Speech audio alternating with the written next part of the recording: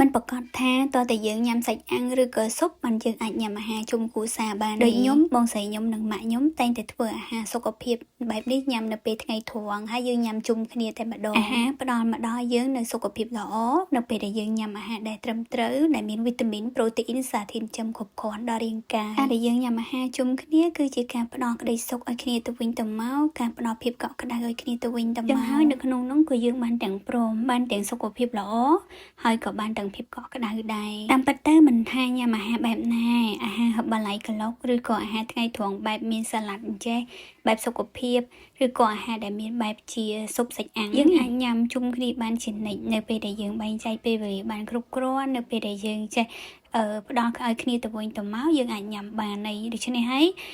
មនុស្សគ្រប់គ្នាដែលញ៉ាំអាហារសុខភាពហឹបបន្លែតែងតែថាចឹងខ្ញុំញ៉ាំអានឹងទៅខ្ញុំមិនសូវបានញ៉ាំបាយជុំគ្រួសារតាមពិតយើងអាចបែងចែកនិងធ្វើវាបាននៅពេលដែលយើងចង់ធ្វើចង់អនុវត្តហើយផ្ដល់ក្តីសុខឲ្យគ្នា